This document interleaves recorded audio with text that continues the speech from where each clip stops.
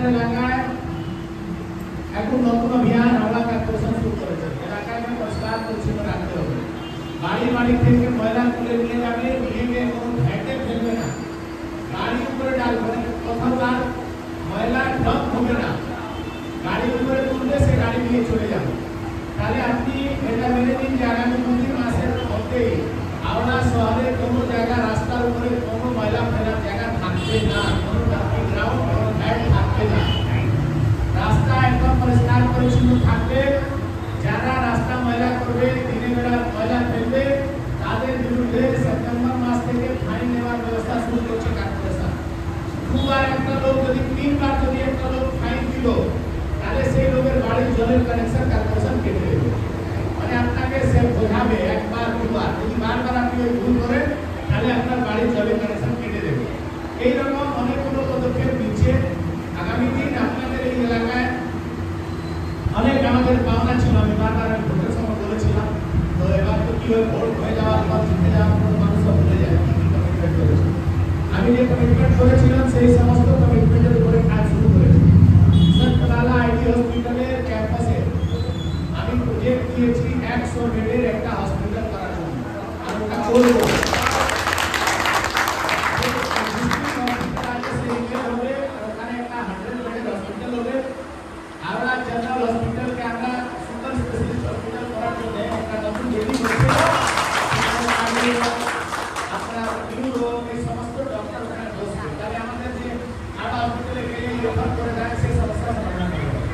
আরো অনেকগুলো বিষয় আছে যেটা আমরা আগামী দিন যে কমিটমেন্ট করেছি করবো।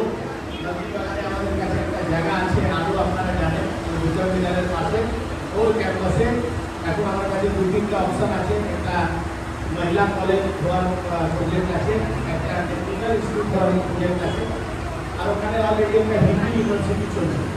এই 3টের মধ্যে যে কোনো একটা কলেজ ওই ক্যাম্পাসে হবে। 70 বছর ধরে উত্তর হাওড়া একটা কলেজ, একটা হসপিটাল কিছু পাইনি, সেই কাজগুলো হবে।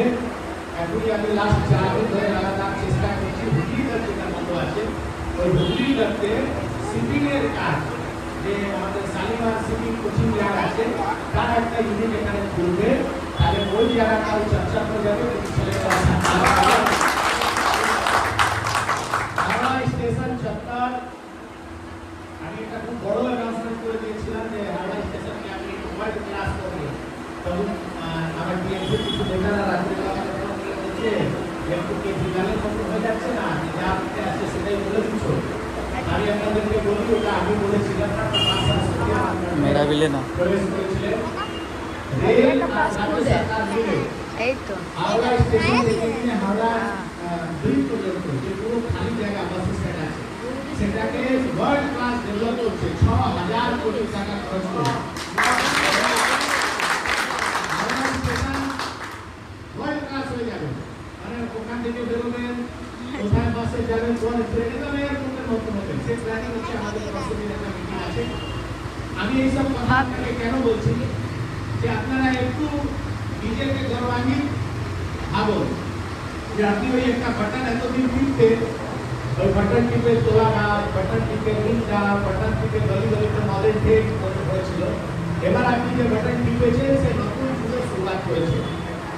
এলাকায় গুন্ডাগর্দি, তোলাবাজি, সিন্ডিকেট আর চলবে না, বন্ধ করেছি। যদি কোথাও খবর পান আমাকে জানাবেন।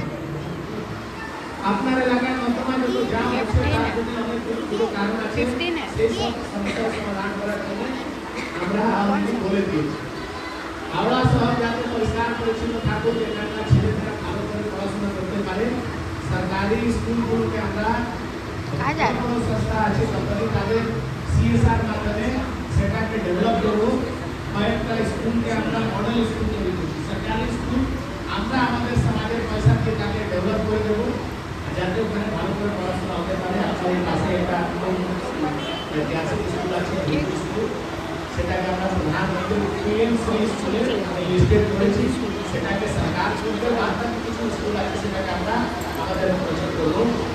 আবার এবার সরকার শক্তি সঙ্গে সমস্ত পদাধিকারী সদস্য এই পাড়া সমস্ত নিবাসীকে আমি অন্তর হৃদয় থেকে আপনাদের আভার ব্যক্ত করছি যে আপনারা আমাকে একটা সুযোগ দিয়েছেন। 5 বছরের জন্য আপনি আপনার এমএলএ করেছেন, আর আমার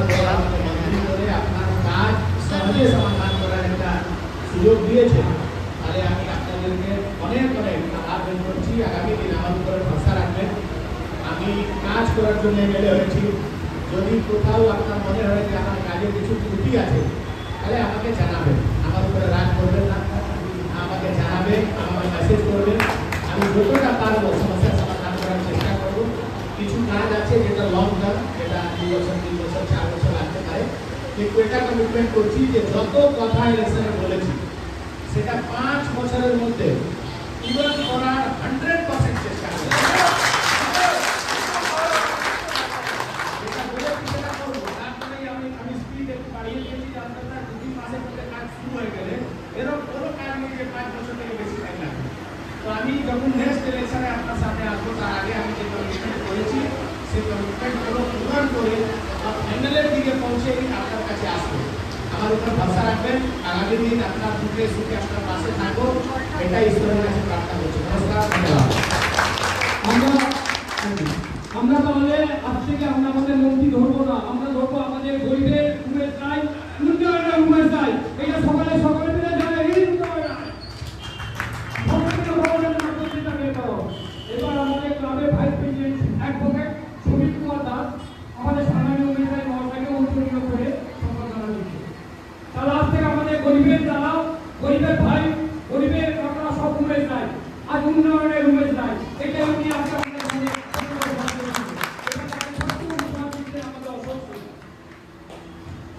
এবার তাকে বলবো আমাদের একটু পরীক্ষা শিবির